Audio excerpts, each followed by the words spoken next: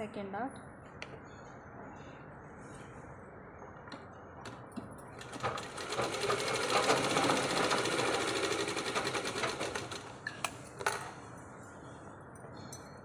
Third,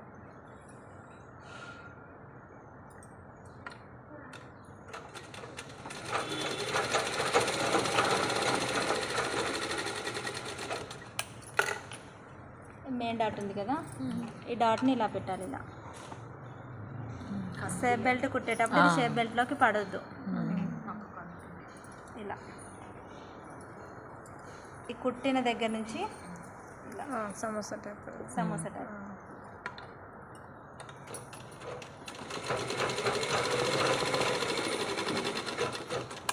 ఇంకో పాటుగా చేసుకోవాలి.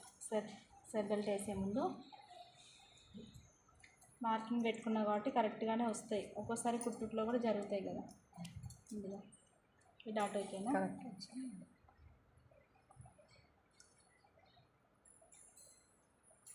ఇది ఓకే,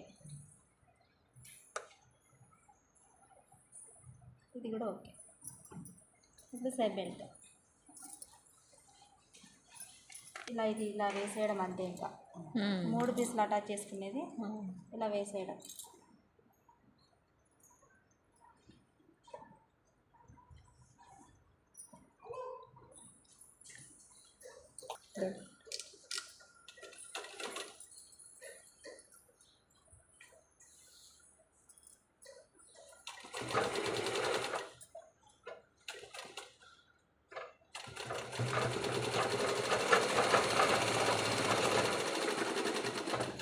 ఇంకో కుట్టేసేయాలంతే.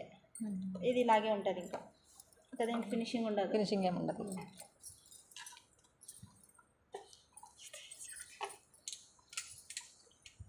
తర్వాత ఇప్పుడు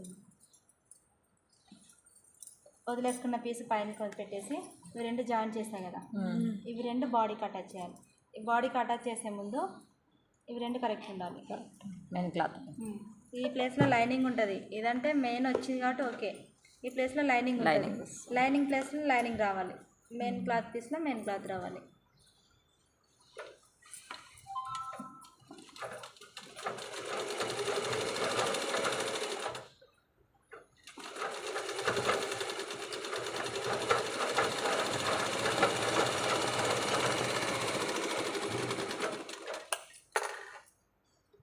ఇంకో ఫ్రంట్ పార్ట్ మీద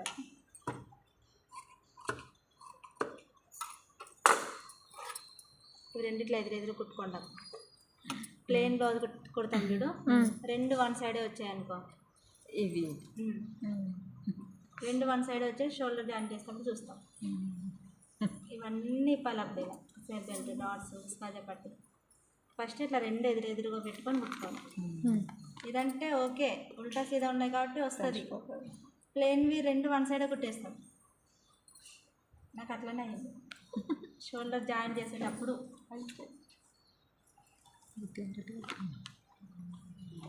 ఇట్లా రోల్ చేయాలి. సన్నగా రోల్ చేసి ఇప్పుడు ఈ రోల్ చేసింది ఇక్కడ ఆనొద్దు. ఈ మిడిల్లో పెట్టుకొని ఈ కుట్టు దీని మీదకి ఇలా ఓకేనా. ఇప్పుడు ఇది ఇక్కడ పెట్టి దీన్ని ఇలా పెట్టి కుట్టామనుకో, ఇది కుట్టు పడితే తిరగడానికి రాదు.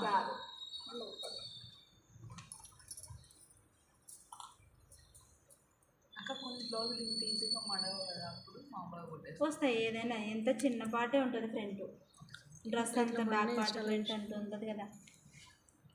ఎంత పెద్దగా ఉన్నా ఇది రోల్ అవుతుంది. బెల్ట్లో రోల్ అవుతుంది ఇలా. ఈ స్టిచ్ మీద ఇది లైనింగ్ అతికించుకున్న స్టిచ్.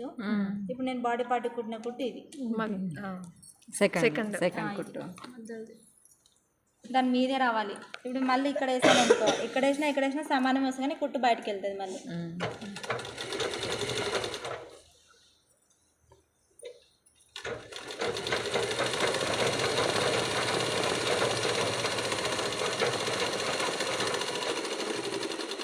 ఇక్కడ చేయి పెట్టుకున్నప్పుడు తెలుస్తుంది మనకి క్లాత్ లోపల పడుతుందా లేదా.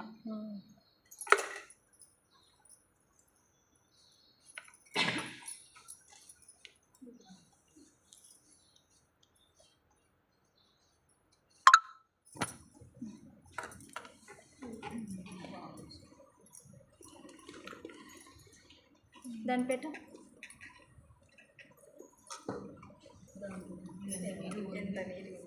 ఇది నీట్గా ఉంది. ఇలా కుడతారు ఇలా కుడతారు ఇలానే కొడతాము. ఇలానే కుట్టాలి ఇది పండు